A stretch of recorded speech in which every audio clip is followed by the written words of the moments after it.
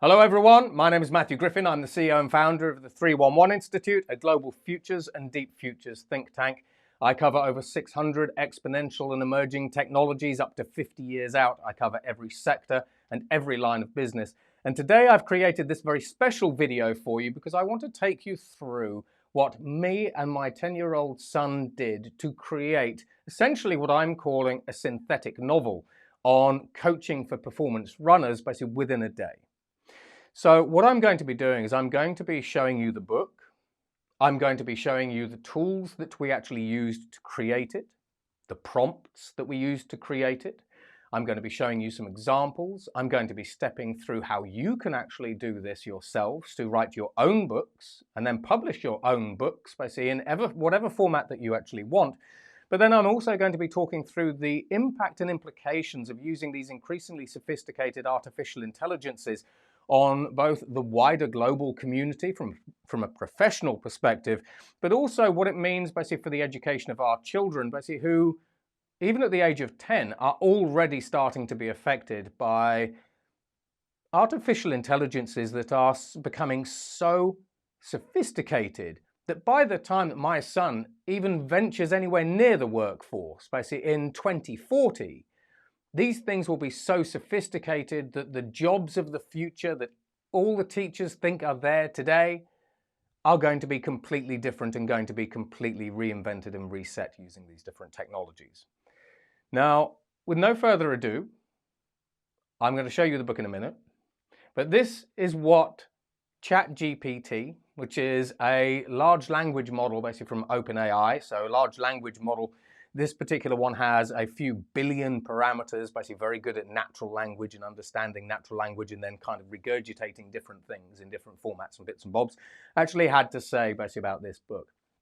So ChatGPT described this book as a tale of human potential and global catastrophe. Now, on the one hand, I think it's talking about human potential because these increasingly sophisticated automated tools help us unlock human potential in new ways. Now, I've said for many, many years when I've been talking about the future of work, that when you automate a particular job or a particular task, and you put a fancy interface over the front of it, all of a sudden, all of us basically who don't actually have access to those skills, or who simply don't know how to do whatever that thing is, I don't know how to put together contracts, for example, can just suddenly talk to the machine and say, put together an NDA contract that covers a publishing commitment basically on whatever it happens to be. So as we automate individual tasks and skills, it does affect those people's jobs. But on the other hand, if we know how to actually leverage them and use them, then children like my 10-year-old son can use them to 100x basically his own human potential. And what he imagines he can now start making real. So there are always two sides to every coin. I'm going to show you both. Now, this is written and produced in the UK. So, hey, big up UK. Now, according to ChatGPT, I also asked ChatGPT basically to write a little testimonial basically on the book, basically, and it said it's amazing, 5 stars. Now, ChatGPT basically, as the ghostwriter, I think it might be actually slightly biased, and actually we can talk about artificial intelligence bias in a little bit, but just as a little bit of fun. Now, I'm going to be stepping through this particular agenda with you. As I say, I'm going to show you absolutely everything that we did. I'm not going to hold anything back. So let me know what you think in the comments below. So firstly, I'm going to show you the book itself, just so that you can actually see what we did and so on and so forth. I'm going to give you the details on how we did it, and the benefits and all that sort of stuff. I'm going to then be taking you through the process. So this is kind of the nitty-gritty of what we did. I'm going to be then talking about the impact, basically, of these different things. Basically, I'm going to be talking about the findings, basically, so when we were using these particular tools, what we actually found, what we thought of them, and so on and so forth. And then I'm going to have an eye to the future. So we're going to start zooming out from the present day, and we're going to start having a look at what these tools will look like basically the next 10 years. So I hope you enjoy the ride. Now, here's the book. So everything about this book was written by an artificial intelligence. And everything in this book, all the diagrams, the pictures, and so on and so forth, were illustrated by another artificial intelligence. So this entire book, except for a couple of photos of the human author at the start, is essentially synthetic or artificial.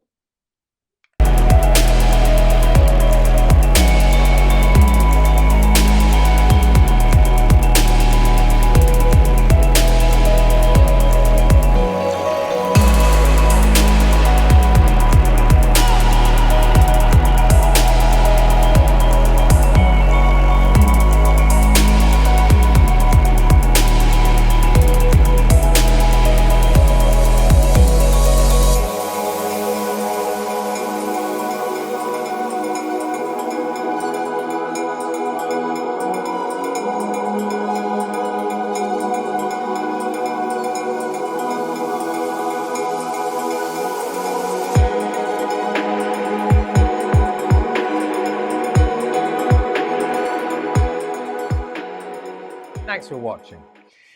Now, when we actually have a look at the book itself, obviously the book contains lots of different illustrations. Now, from my perspective, as much as I'd love to be an artist, as much as Caden would love to be an artist, he's actually better at it than me. That's it. Frankly, basically, I could never actually have ever created images like these that you see on the screen. So, for example, I always have a penchant for Mars. It must be something to do with the fact I'm a futurist and we're always looking to the stars. That's it. Rather than at home, I mean, frankly, okay, we can have conversations that we should actually look more earthbound, but hey, this is just a little bit of fun. These are two astronauts basically who are having a little sprinting race basically on Mars. Now, to actually create this kind of image, I would have actually had to have gone to either a community like Fiverr, perhaps. That's it. I could have hired my own illustrators and everything else.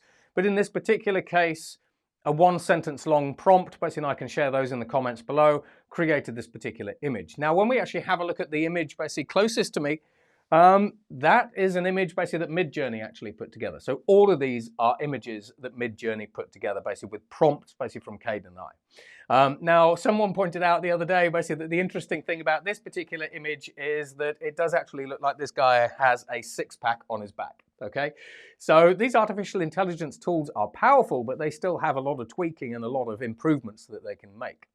Now, one of my favorite images basically is actually this one. Now, on the one hand, we actually asked the artificial intelligence, again, Midjourney in this case, to put together basically an image that represented an intergalactic race. Now, you can see the guy at the front is evidently sprinting away basically from this kind of alien monster thing. And in fact, everybody is sprinting away from this kind of alien thing.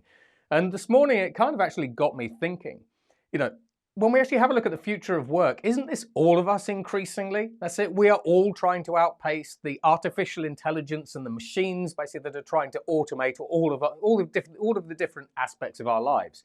That's it. And if you actually have a look at the runner at the front, he actually looks like he's fairly worried. That's it. So I actually think that maybe, as we start having a look at the future, this particular image is really representative of how we as humanity feel basically when we look over our shoulder and suddenly see that there are these artificially intelligent machines either coming for our jobs or hunter-killer robots, basically if you're in NATO. That's a different conversation. That's a different presentation. That's it. Chat to me about that later. But what I also sort of found quite interesting is on the human image, the human-looking image, I actually asked Midjourney to create a portrait of itself. Now, I didn't put any prompts. I just said, create a portrait of Midjourney. And it came up with 4. Anyone that's used Midjourney basically will know that it sort of comes up with variations. But they all look like this guy.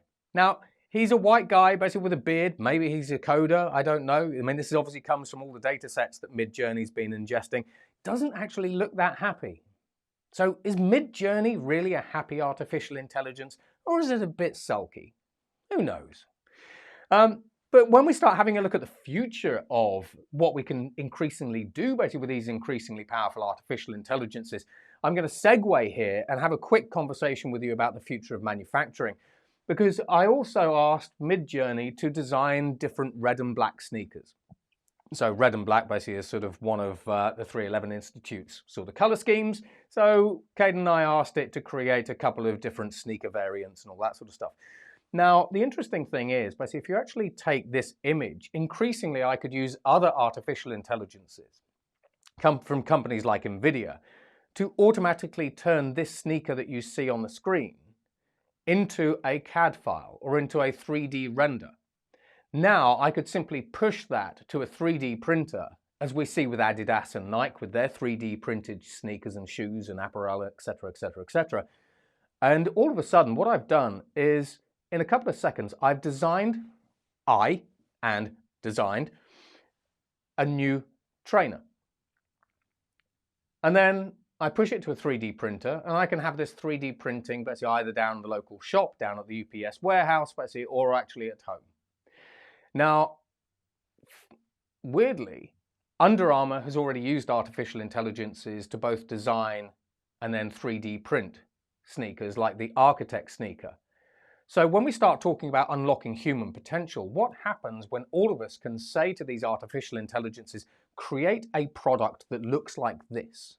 We can tweak it and everything else, and depending on the complexity of that product, we just 3D print it off in the back. So we already kind of have this technology and this capability today, but I just wanted to sort of segue there, because when we have a look at the interconnectedness of all these different technologies, how they're all converging together, this is increasingly feasible. So as you're sitting at home, if you want to create your own sneakers and you don't want to have to buy things from Adidas or Nike, you want to put your own brand on them. Maybe Mr. Beast is actually watching the video, which I doubt it, because the algorithm's not probably pushing this video to Mr. Beast, because it's not got a Lamborghini in it, frankly. This is something that we could all potentially do. Now, in terms of the actual details, basically, of the result, the details and kind of the results, basically, of the book. So firstly, is this the ultimate tag team? I've been doing a lot of teaching in schools. So in the UK, I teach a lot of year sixes. And ironically, in the US, I actually do a lot of lecturing for a couple of the US universities and so on and so forth. But when we actually have a look at 10-year-olds, sort of 10 to 12, they have a huge amount of imagination. That's it. As adults, we're typically encumbered because people say, well, you can't possibly do that. And you can't possibly do that. We kind of get the life drained out of us as adults. But when you're speaking to particularly younger children, there is no such word as impossible. So I found actually working basically with year 6s, 7s and 8s and 9s and actually even 10s basically in the UK really fascinating, whether it's from a future of food perspective or whether it's a future of artificial intelligence and so on and so forth. But by tag teaming my son basically with me as a futurist, what we have is we have a bright-eyed boy basically who actually is really, really excited about running and sports and performance and helping other people and so on and so forth. And kind of the grizzled, wizened futurist basically that says, well, what happens if we start using these emerging technologies to start bringing his imagination to life? Now, from an artificial intelligence perspective, I still think there is still some work to be done on all these different tools, but is this now the ultimate tag team as well? Basically, certainly from a literature and a creative perspective, using ChatGPT and Midjourney. I certainly enjoyed using Midjourney. ChatGPT, love it, that's it, but I must admit, I've always wanted to be artistic, so I do tend to lean towards Midjourney as being my sort of preferred AI in this particular case. But these AIs actually helped us unlock our imagination and thereby our potential, because within the space of a day, we've created an elite running guide for anybody. And all the proceeds are going to charity. And if you want to actually contribute to charity, if you want to buy the book, just click the QR code down there and it's yours. And then you can read this at your leisure and share it. Now, when we actually have a look at artificial intelligence, yes, we have all these different sophisticated tools that are starting to come into play. However, the fact remains basically that no human, no book. Technology is always this blank slate. I say this all the time. Had Caden and I not sat down at a computer together and started writing prompts into GPT, understanding how to use the tools, and so on and so forth, we wouldn't actually have the book at all. So, no human, no book. In terms of summaries, we managed to create a professional running guide that Caden's coaches have actually reviewed, they've commented on and everything else, and actually they find it all fine. We managed to create a 75-page performance running guide 100 times faster than we would have been able to do it traditionally. And I'm basing this metric on the assumption that it would have taken us about 2 to 3 months to have actually write the book. But we also did it 100 times cheaper as well. And I'm going to tell you a little bit more about that and also the implication of that. Now, to break this down for you, we wrote the book. Think of ChatGPT basically as our ghostwriter. When we start having a look at Prince Harry, with Spare and everything else, he has ghostwriters. Richard Branson has ghostwriters. ChatGPT is just our ghostwriter, and so on and so forth. It took us 20 minutes to write. It then took us 6 hours to illustrate. Now, from Caden's perspective as a 10-year-old, he had to have a sufficient enough grasp of English, context, and reason to understand what prompts to put into the artificial intelligence to get the results that he wanted. It's also exactly the same thing basically with the illustrations. But with the illustrations, basically, we really had to think about, okay, if this chapter is about coaching, for example, or performance, or baselining, what kind of images would we want to go into this particular section? So in those particular sections, this is where Caden had to draw on his own particular creativity, his understanding basically of the subject, understanding of the audience as well. So who are we trying to pitch this to? Had to understand basically context, flow, formatting, and all these sorts of other bits and bobs. So essentially, summarizing that, Caden had to use his basic educational skills and his creativity to put in the right prompts to create the right kind of outputs. Without those, basically, we wouldn't actually have the book in its current form. It would probably be in a different form, whatever that would look like. Now, when we have a look at the illustrations, particularly from a Midjourney perspective, I mean, the fact of the matter is that while you can see the illustrations in the book itself, for yourself, we created thousands of different variations. Overall, I would typically say that probably about 10% of what Midjourney created was pretty much on target. The other 90% we had to sort through, filter, modify, kick to the curb, and so on and so forth. And in fact, even this stage is something that I created using Midjourney. That's another story. Now, when you have a look at the sort of images on this particular screen, every single image was created using simply a text-to-image prompt. Some of it was difficult to do. We did do variations. We did have to adjust basically the language that we actually used, the pronunciation, the grammar that we actually used, the context, and so on and so forth. But frankly, we had quite a lot of good images. Most of them didn't make the grade, obviously, but we actually did have quite a lot of good images. And I'll probably publish those on Instagram at some point. Now, when we actually have a look at the non-artificial intelligence aspect, it then took Caden and I about 2 hours to proofread the book, because it's all very well ChatGPT actually sort of creating the book, but we had to proofread it to make sure it was accurate, because as many people who are following ChatGPT know, it sounds like a master in different subjects and things, when actually it isn't. So we had to proofread it, and we had to use our own experience of performance running basically to make sure that it wasn't just spouting garbage. Okay, so we did that. It was then 8 hours to format the book. That's it. Now, when we talk about formatting, the artificial intelligences simply generated the text. We put that into a Word document. Basically, Midjourney just simply generated the images and shoved it into a browser. But if you're reading a book, basically, it needs to be formatted. It needs to have a decent flow to it. And as for the cost, the production cost of all of this was £20. Now, admittedly, basically, I gave Caden basically some angel funding, basically, so he's going to be paying me back over the next 50 years at a very reasonable rate of interest, I might add. I am a really good angel.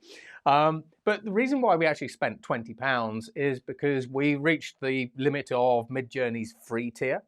And we wanted some fast rendering because, frankly, I didn't want to actually stare at a screen basically for hours and hours basically while it tried to figure out basically what an orange looked like.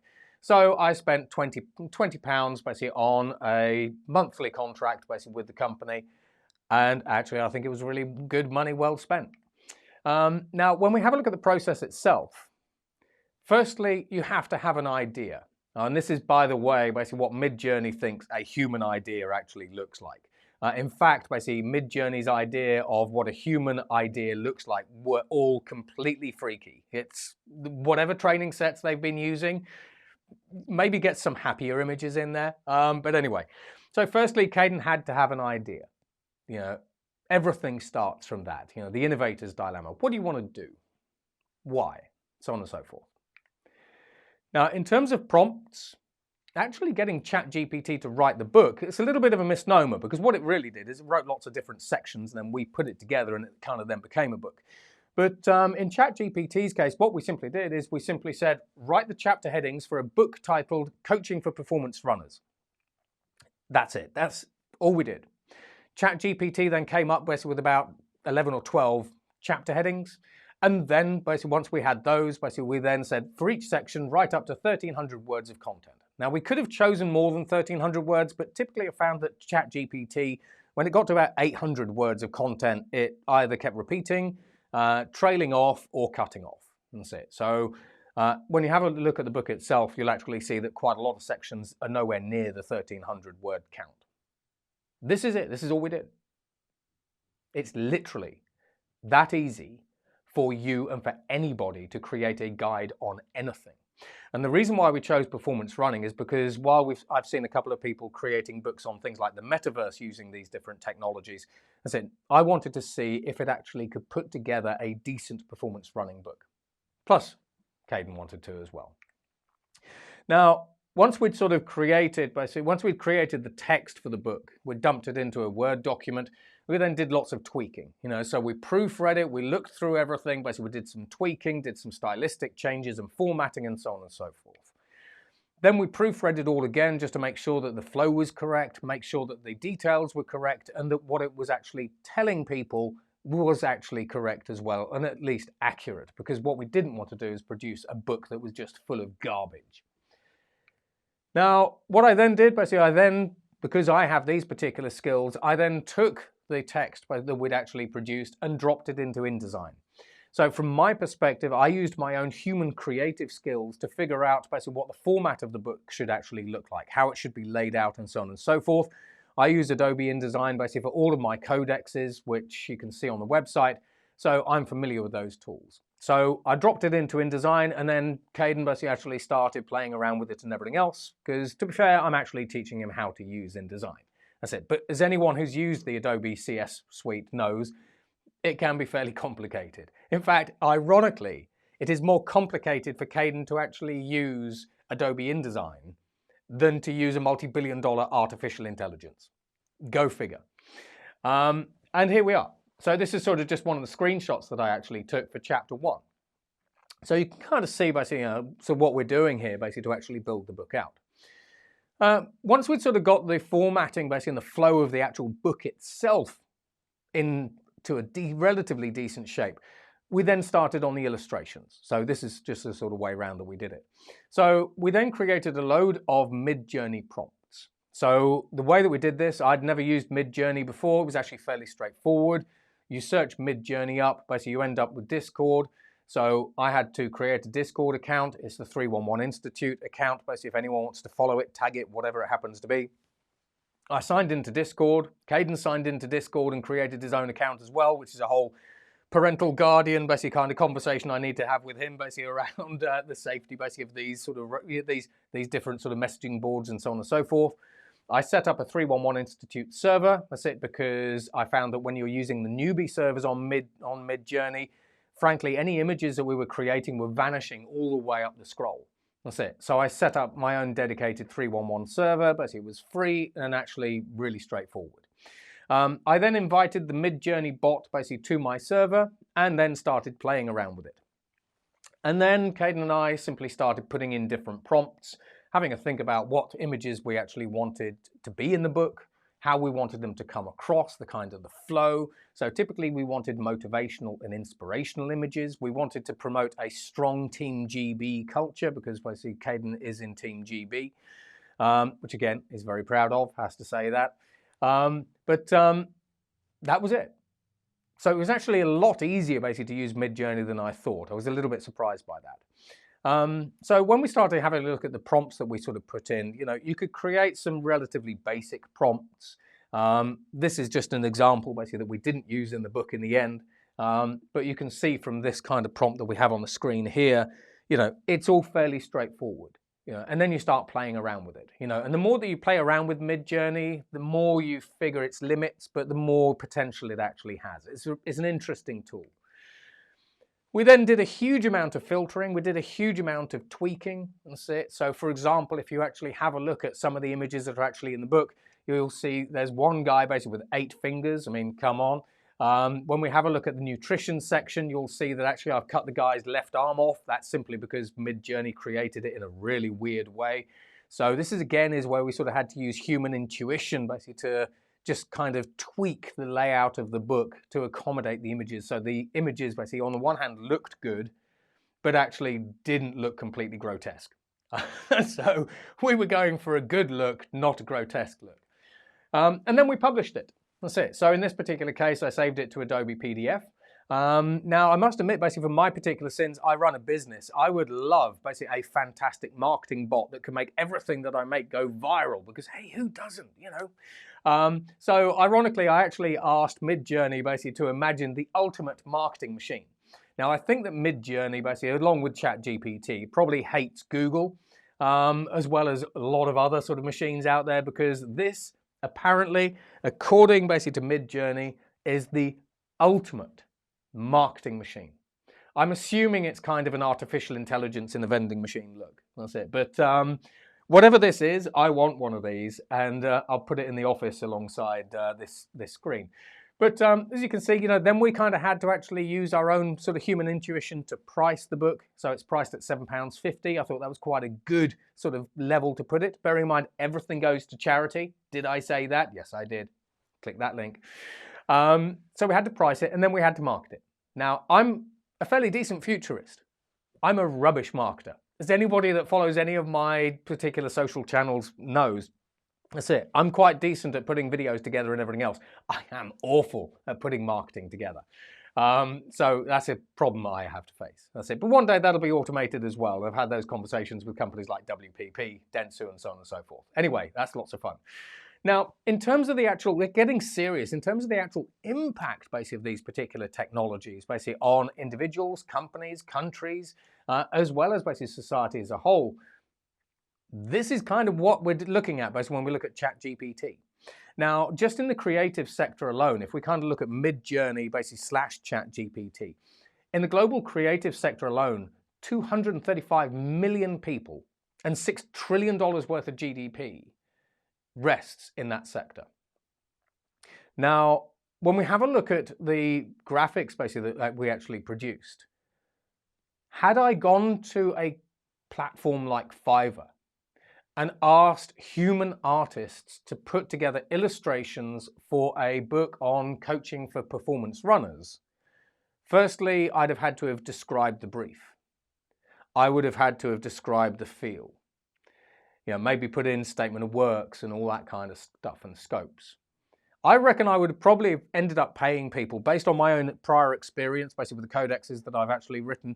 I reckon I would have actually paid human artists probably about £2,000 for the images that we had in the book. I also reckon it would probably have taken 2 weeks, 3, 4 weeks, depending on the amount of time that I was able to give over to sort of checking all the artwork, signing it off, tweaking it, making comments and all that kind of stuff. But I didn't need to do that. So when we start having a look at the impact of ChatGPT, for example, on jobs and skills, we're already starting to see ChatGPT being used in the academic environments. Easy for me to say. It can write fairly decent code. It's actually being used by cyber criminals now, basically to write some decent malware. It's great at creating conversational bots and all that kind of stuff. When we have a look at the sheer impact that these technologies will actually have on the global workforce, really over the space of the next 10, 15 years, because when we have these emerging technologies, they start off propagating really slowly. We see the ecosystems building around them and so on and so forth. But it's only really 5 to 10 years later that they really start appearing in the commercial setting and getting traction and really starting eating into jobs. There are over 1 billion jobs at risk. And as I say, basically from our children's perspective, If you have any children, basically, that want to be novelists, graphic designers, increasingly, basically, I'll be able to write or even just speak to these machines and say, create me a virtual reality world, basically, that looks like a sports arena, and dump it into Zuckerberg's metaverse. We're already getting there with that. So the impact that these sophisticated artificial intelligences that are already here will have in the future is massive. Bearing in mind that we have multiple tools, and as these multiple tools start coming together, their impact multiplies.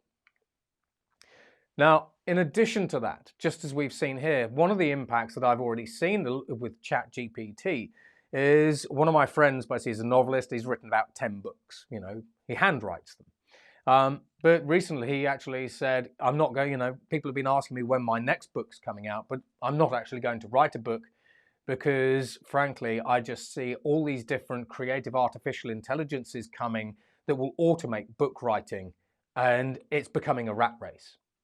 So when we have a look at these tools, firstly, there's going to be a content tsunami, because just as I and Caden created not only a book, but also 1,000 images which I could dump onto Shutterstock or the Reddit art forums or wherever I want to dump them. I could even put them onto my own website and charge you all money for downloading them, whatever it happens to be. Just as I did that, all of you could do that as well. When we have a look at creativity, though, we could have a creativity explosion, because how many of you have actually wanted to create art, create books, create content? Bearing in mind that we can also use these tools to create digital human influencers, which knocks Mr. Beast off his perch, maybe. Kids like you, Mr. Beast, don't worry. We could have a creativity explosion, because all of a sudden the ideas that are in your head that you've never really been able to express fully because you don't have the skills, suddenly you can use these automated technologies to express yourself in new ways, just like we have. Education reset. I have said for a very, very long time, and all of the parents that I speak to have said for a very, very long time, so governments, listen to this. Our children are not ready for a future that is dominated by these kinds of technologies. It's one of the reasons basically why I'm putting together futures curriculums for different schools basically around the world. But frankly, these tools are more powerful than the most powerful calculators. They are absolutely game-changing, whether it is relating to science, technology, engineering. I can show you artificial intelligences that are designing parametric buildings, basically, that we can 3D print in Dubai. These technologies are increasingly powerful. They will have an increasing impact, basically, on you, your professions, your children, and so on and so forth. Education needs to get ahead of this curve. You can tell I'm passionate about it. Tap me up, let me know what you think in the comments. Empowered individuals. So again, when we talk about the future of work, I've talked for a very, very long time that as an individual, basically, we have more tools coming at us. We live in an increasingly digital and connected world where I as an individual can be sitting in my little virtual studio here, creating whatever it is that I'm creating. I can punch a button on whatever social media network basically is the forte of the day. And if I can execute correctly, if I can get the algorithm to pick me up, then all of a sudden I can have my content, my product, whatever it happens to be, in front of 1 billion eyeballs. And they can buy it and I can go supernova basically within a day. So these tools both empower us, but also put us on alert. It's a jobs reset as well. Because as an entrepreneur, I'm always looking for new ways to essentially scale my efficiency. I want to grow my company. That's it. But do I hire lots of people, spend lots of money, manage lots of people, basically, or do I increasingly hire people with a slightly different skill set to the one that I might have imagined before? And then augment them with these tools. What happens when you start augmenting your marketing department with a platform like Midjourney? What happens basically if you work for an organization like IBM or Accenture and you keep getting proposal after proposal after proposal coming in that you've got to reply to? These RFIs and RPIs basically that we keep seeing. That's it. If I'm sitting at IBM, do I now start putting together the answers to requests for information, RFIs, basically using ChatGPT? So when we start using these tools basically in new ways, all of a sudden basically it gives us not only new potential, not only does it empower us, but these tools can also dramatically multiply our productivity. I could never have written and illustrated a book in a day. Case in point. I can see loads of lawsuits coming basically with these things. We're already seeing this, where's the training data coming from and everything else. Now, straight up, that's it. Quite a lot of the images basically that Midjourney produced ended up with the Nike logo basically on some of the sports clothing. So I'm guessing basically that Midjourney has actually trained its data sets basically on content that contains Nike apparel. So I didn't use those. Now, when we actually have a look at things like truth decay, I can increasingly use these sophisticated technologies to generate articles or blogs or videos or whatever it happens to be. And you don't know basically whether they're true or not. That's it. So this leads to the breakdown of trust in society, potentially leads to the breakdown of democracy, because can you really trust the information that you're seeing now? Was the content basically that Midjourney basically and ChatGPT put into the book, was it actually accurate? Et cetera, et cetera. Value realignment. At the moment, basically, we have huge amounts of what we call creative destruction. It's estimated by companies like ARK Investment that emerging technologies will destroy up to $50 trillion worth of GDP, but they could create up to $210 trillion of additional new GDP. So we're seeing huge amounts of traditional value being destroyed. But we're also seeing new value being created, because by the time Caden is 11, he could end up with 100 books if he wanted to. And in fact, we're already planning basically our second book, which will be on probably laser run. Mainly because swimming is actually a little bit tricky. But most of all, when we have a look at all these, while these different technologies sort of drive all these different, it's good, it's bad, all these kind of different debates, fundamentally, from my perspective and my son's perspective, these technologies help us unlock our own human potential. And you shouldn't lose sight of that. That is probably the most important thing that you can zero in on. And as for our findings, well, with ChatGPT, kind of got copyright questions. That's it, because essentially ChatGPT basically is a ghostwriter for our book. Now, do we own the copyright? Does OpenAI own the copyright? What goes on there? ChatGPT was generally flat and generalist. Now, what I mean by that is when we actually started asking it to create training guides basically for example, Olympic sprinters and everything else, it kind of kept coming out with the same blurb. So, for general guides, ChatGPT basically is absolutely fine. But if we really wanted to dive down the wormhole to zero in on a particular topic, the more complex and the more sophisticated the topic, the more basically ChatGPT kind of broke. ChatGPT is also great at faking it. We've seen this basically in the media a lot recently, where ChatGPT, even when we talk to artificial intelligence experts, they say ChatGPT talks as though it knows a subject, even when it actually doesn't. And when you actually read the subject, things fall apart. So it seems to fall down at basic maths. We've seen companies like CNET actually use CNET using ChatGPT to write articles, and then they've actually had to rescind the articles because what it wrote was actually inaccurate, which is worrying because CNET then actually pushed a lot of those articles basically out into the public eye and then actually had to sort of bring them back in-house. So these again sort of err to the dangers of artificial intelligence and relying on these tools too much without the right kind of human oversight. Also training dependent. So for example, if ChatGPT hadn't been trained on things basically in the performance running space, it frankly didn't tell us. Now, when we have a look at Midjourney obviously being an illustration platform is a little bit different. It had biases. Now, what I mean by this is when we started trying to create images of people with curly hair, because Caden's got curly hair, it came up with a lot of people with red hair. So obviously it had been trained sort of, on that. When we asked it to produce images of sort of teenage runners, it came up with a relatively diverse mix. we had people from a variety of different ethnicities and backgrounds in, but generally centered towards white people, admittedly. However, something I sort of found rather comical is when we actually asked it to create images of elite athletes or Olympic athletes and sprinters and everything else, they were always pretty much black.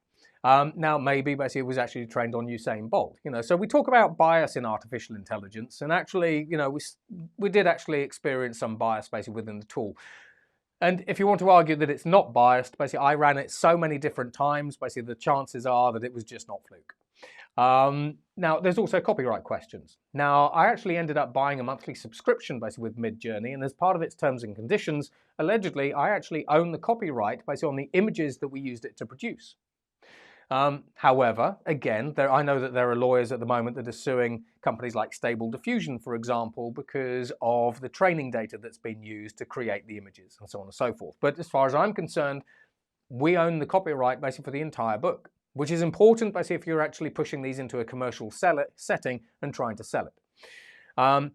Midjourney dislikes clashing themes. That's it. So, for example, we would actually try to create images of runners, basically with storm clouds and lightning behind them, and it would smash up their faces. If you have a look at the nutrition section, basically where we sort of merge fruit, basically with runners, it really didn't like that either. That's it. So if you're clashing two different themes together, that's it, that sort of don't normally fit with one another, Midjourney can't get its head around how you actually combine these together. So Midjourney also dislikes emotions. If you sort of put into it, create images of people laughing and happy, unless you put in a huge amount of effort, it just didn't like that. As for fingers, the number of people basically that I created who have, as I say, 8 fingers or, weird legs, weird feet and all kinds of things. Basically, I've got thousands of those images, basically, which you're never going to actually see. Midjourney has very, very few tuning controls. That's it. You can go into settings and you can use the images that it's created to try to then create new variants by using new prompts. But typically when we'd actually sort of put new prompts into the images that we'd created, it would frankly ignore us. That's it. Now, these tuning controls, as I've been talking about for years, because I talked about synthetic content pretty much for 10 years, and you can check that out on the YouTube channel. Those will be things that come along. As these technologies and these particular platforms mature, our ability to fine-tune, for example, images or whatever it is that we're actually creating will improve. For example, with this stage, I would like this to be a little bit more to the left so I can move around a little bit easier and so on and so forth. But try to do that, jeepers, how many hours did I waste on that? That's it, I'm never getting those hours back. And then again, Midjourney is training dependent. Now, as for the future, what the future really holds basically for all of these different things. Well, firstly, what we're going to see is we're going to see all these different artificial intelligence tools, because they are tools, being integrated with one another. So this is typically what the startup ecosystem is about. We take a text to image tool, we combine it with a text to video tool, and now you can type stuff in. And all of a sudden, when we have a look at, say, platforms like DID, which Alan, basically, if you're listening, you'll know about, we can suddenly start creating videos, and then we can start tweaking them and everything else. We can start doing colorization and so on and so forth.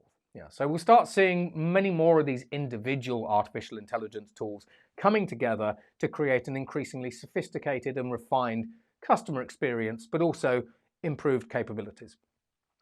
And will we have one platform to rule them all? Will Microsoft, for example, with its $10 billion investment in OpenAI, actually put all these basically into the Azure cloud, basically, and will we all be publishing books on a second by second basis, basically off the Microsoft cloud? Well, who knows? Probably not.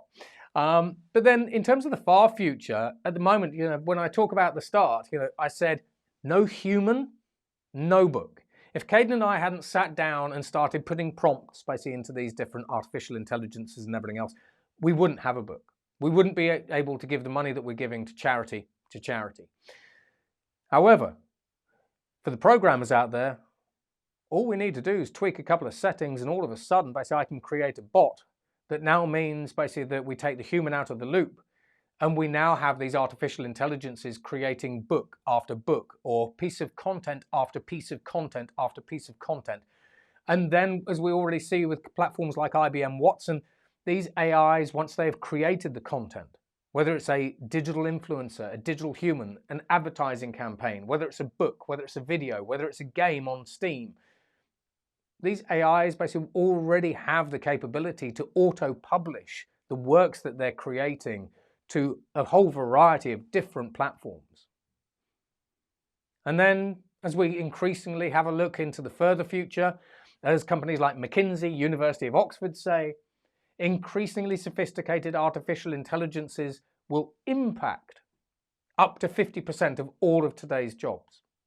It will automate many of them fully, and for the rest, basically, it will partially automate them. And as from my own perspective, on the one hand, I'm very proud basically that Caden has actually taken the time to sit down with these tools to try to learn them, understand them, and everything else. We've sent them to his school. We had one teacher that kind of said, "What's the point?" I will leave you to actually think, what's the point? And again, feel free to put comments below. But from my perspective, when we actually have a look at these technologies, they are fantastically sci-fi. They are science fact because they are here today.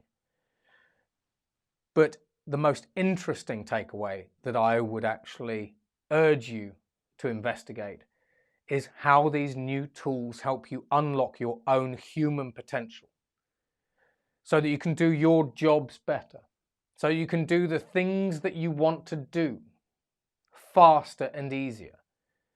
And in our case, basically, the reason why I've created this video is because these things are game-changing. They are world-changing.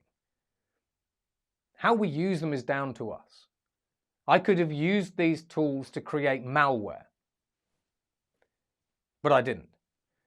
We decided to try to share their benefits with other people, show people what you can do using these sophisticated technologies, show you what we can do when we start pushing the boundaries and just educate ourselves a little bit.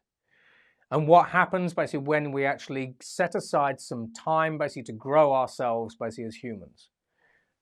And then in summary, the more that we learn, the more we understand these tools, the faster we can run away basically from that giant sci-fi spaceship alien thing that Midjourney conjured up. So I hope you enjoyed the presentation and the mini documentary. That's it. I'm out. And if you want to download the codexes that I talked about, click the other QR code that's on the presentation, tramp through them all, tell me what you think, and it's been really good talking to you. Thank you for your time. Take care. Goodbye.